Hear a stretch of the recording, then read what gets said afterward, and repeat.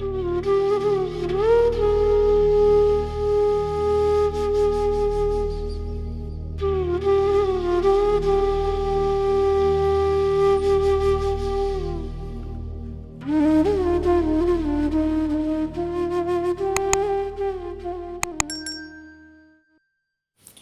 गुरु जी संगत जी। गुरु जी के आदेश से मेरा ये शुक्राना सत्संग है, जिसे मैं आप सब से शेयर करना चाहती हूँ।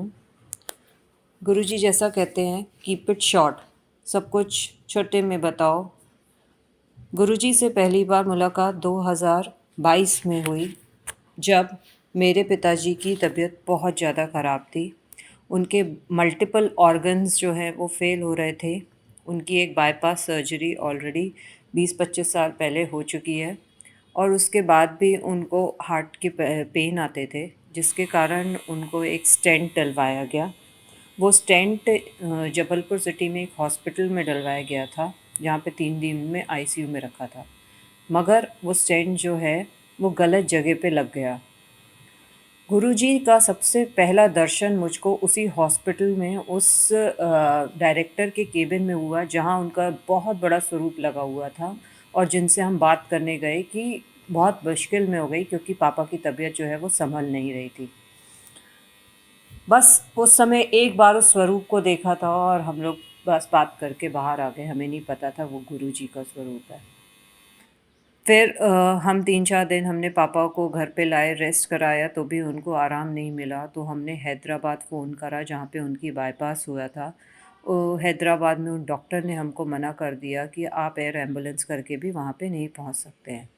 तो गुरुजी को सँभालना था, तो उनने जबलपुर में ही एक हॉस्पिटल में पापा को थोड़ी-सी दवाइयाँ और थोड़ा-सा हेल्थ ठीक करके हमने 8-10 दिन यहाँ पर काट कर, और फिर हम नागपुर के एक हॉस्पिटल में ले गए, जहाँ पे आईसीसीयू में उनको हफ़्ते 10 दिन के लिए एडमिट किया गया, और जहाँ पे उनकी तबीयत को सँभाला गया। वहाँ पे भी डॉक्टर ने मना कर दिया था कि उस स्टेंट की पोजीशन गलत हो चुकी है, हम कुछ नहीं कर पाएँगे, लंग्स में पूरा पानी भर रहा है, किडनी आपकी डैमेज हो गई हैं, क्योंकि हमारे पापा डायबिटिक हैं। आँखों पे असर आ रहा था, क्योंकि डायबिटीज़ है, तो he has lost 70% vision. Glaucoma की शुरुआत हो गई थी। तो हमें कुछ नहीं समझ में आ रहा था कि हम क्या करें। मगर इन सब चीज़ों के बावजूद आज भी 2 साल से हमारे पापा हमारे साथ हैं, चलते-फिरते हैं, और हमारे साथ अच्छे से बने हुए हैं। ये सिर्फ़ गुरुजी की कृपा है। वो कैसे इन सब चीज़ों को सँभालते हैं और कैसे रखते हैं। उनकी शुगर भी जो है, वो जो दिन में 2-2 3-3 बार इंसुलिन लेते थे, ऑटोमैटिकली कंट्रोल में आने लगी है। उनका पानी दिन भर का लिमिट हो गया है, सिर्फ़ 2 लीटर दिन भर में वो पी सकते हैं डॉक्टर के सामने। मगर सब चीज़ें आराम से चल रही हैं और अच्छी चल रही हैं। सब गुरुजी का शुक्राना है इसके लिए। गुरुजी लाइफ में हर एक पहलू में हमारा साथ देते रहे हैं, और ये कैसे हुआ है मुझे नहीं पता है, मगर गुरुजी हम जो भी बात मन में करते हैं, मुंह से बोलते हैं, गुरुजी सब सुनते हैं, क्योंकि वह ईश्वर है। तो बस मैं एक जॉब ढूंढ रही थी, क्योंकि हमारा बिज़नेस था एजुकेशन का, और जिसके कारण कोविड के कारण बहुत काफ़ी असर आया, और क्लासेस वगैरह स्टूडेंट सब कुछ बंद हो गए थे और सब। तो मैं चाह रही थी वर्क फ्रॉम होम मिले मुझे, जिससे अगर 20-25 हज़ार रुपये भी मिलते महीने के, तो बहुत अच्छा है। मैंने 2 जगह ट्राई किया, नहीं मिल पा रहा था, बहुत ढूंढा ऑनलाइन।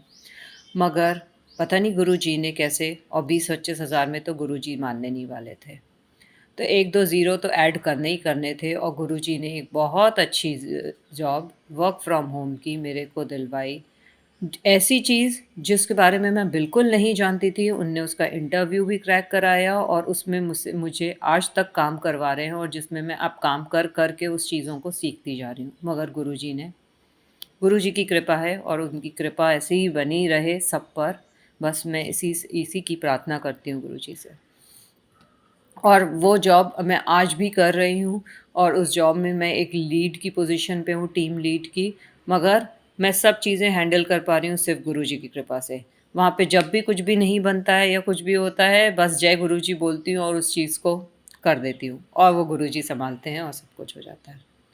बात तो उन दिनों की है, एक बार जब मेरी छोटी बिटिया की तबीयत बहुत ख़राब हो गई थी।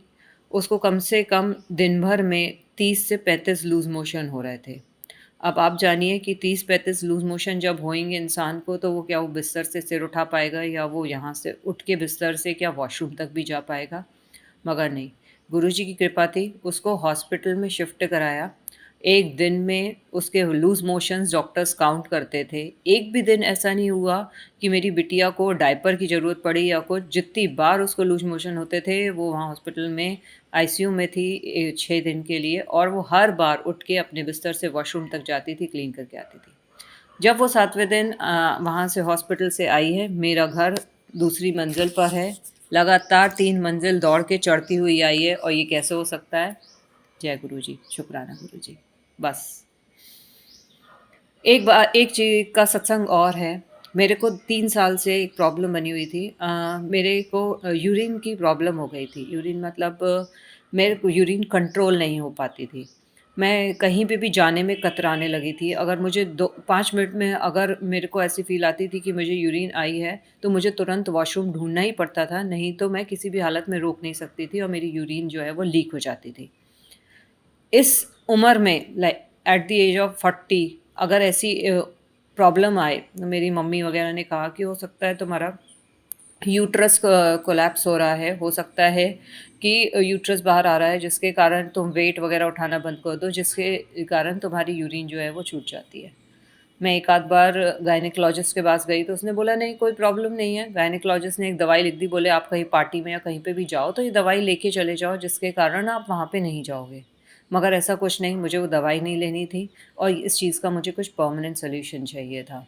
मगर मैंने धीरे-धीरे पानी पीना बंद कर दिया, बहुत कम कर दिया। मैं बाहर आना-जाना कम कर दिया, क्योंकि मुझे कंट्रोल नहीं होता था, तो मैं बहुत एम्बैरेस होती थी। ऐसी हालत थी कि रात में अगर मैं सो रही हूँ और नींद में मुझे बहुत ज़ोर से अगर टॉयलेट आई है, तो मैं उठ के 1-2 बार ऐसा हुआ है कि मैं बिस्तर से बाथरूम तक नहीं पहुँच पाती थी, और मेरी कपड़े गीले हो जाते थे। मैं इतनी शर्मिंदा, मगर अपने आप ये प्रॉब्लम कब ठीक हो गई है, मुझे नहीं पता है। जय गुरुजी। मुझे अब ऐसी कोई प्रॉब्लम नहीं है, मैंने आज तक कोई दवाई नहीं ली है, कुछ नहीं लिया है, बस गुरुजी की कृपा है। वो कैसे इस प्रॉब्लम को जानते हैं, मैंने कभी उनसे अरदास नहीं करी इस बात की, और उनने वो प्रॉब्लम अपने आप ठीक करी है। जय Guruji, thank you Guruji, thank you so much Guruji, सिर्फ़ आप ही की कृपा से सब चीज़ें लाइफ़ की इतनी अच्छी चल रही हैं। गुरुजी की कृपा है, बस वो मुझे बहुत सारे शब्द सुनाते हैं, बहुत सारे शब्द। हर शब्द से वो मेरी बॉडी की हीलिंग कर रहे हैं, और बॉडी हीलिंग का मतलब सिर्फ़ बाहर की बॉडी नहीं है, हमारे अंतर मन की हीलिंग है। हमें वो कैसे जोड़ रहे हैं, वो कैसे हमारे कर्मा को क्लियर कर रहे हैं, ताकि हम अच्छे कर्म करके और आगे के लिए अपनी जर्नी लाइफ़ की अच्छी कर सकें। सिर्फ़ लाइफ़ में यही लाइफ़ नहीं है, मैं उन सारे जन्मों की बात कर रही हूँ जहाँ गुरुजी हमारे साथ रहते हैं, और हमको डायरेक्शन देते हैं कि हमको कैसे चलना चाहिए, क्या करना चाहिए, और हम बस उसी डायरेक्शन में चलते जाएँ। उन्हीं ने हमारे कर्म सुधारे हैं। बहुत सारे बुरे कर्म थे, जिसके कारण हमने इतने जन्म लिए हैं, और हम यहाँ पे इस चीज़ को ठीक करने आए हैं। बस उनने हमको याद दिलाया है कि ये लाइफ़ जो है, उनने हम उनसे माँग के लाए थे यहाँ पे, और हम इस लाइफ़ में अच्छे कर्म करें, ताकि हम आगे के बंध जो हैं वो काट सकें। बस गुरुजी की कृपा है कि उनकी ही मार्गदर्शन में हम हमेशा चलें। आज तक मैं सिर्फ़ और सिर्फ़ एक ही बार बड़े मंदिर गई हूँ, और उस बड़े मंदिर को मैंने 2023 की मार्च की नवरात्रि में गई थी, जहाँ पे मुझे असीम शांति मिली है, असीम शांति। वहाँ पे हमने लंगर प्रसाद, जल प्रसाद, चाय प्रसाद, मैं अपनी लाइफ़ में आज तक चाय नहीं पी थी है। मैंने पहली बार गुरुजी के मंदिर में, बड़े मंदिर में चाय पी। गुरुजी की कृपा है, उन्हीं के कारण है सब कुछ अच्छा हुआ है। मैं चाहती हूँ हमेशा मेरे घर में सत्संग होते रहें, और बस गुरुजी ने कहा है, अगर एक बार भी दिन के 10 मिनट निकाल के भी आप मेरे को याद करते हो, मुझसे बात करते हो, तो वही सत्संग होता है। और आज मैं इसी सत्संग को सबके साथ शेयर करना चाहती हूँ, ताकि सत्संग से जिसका भी भला होना है वो गुरुजी करेंगे। जिस हिसाब से गुरुजी कहते हैं, सत्संग करने वाले का भी अच्छा और सत्संग सुनने वाले का भी अच्छा होता है। बस इसी से मैं अपनी वाणी को विराम देती हूँ। जय गुरुजी। शुक्र। शुक्राना गुरुजी, धन धन गुरुजी। तेरे बिना सुने कोई जज्बात ना, मेरे विच ऐसी कोई गल बात ना,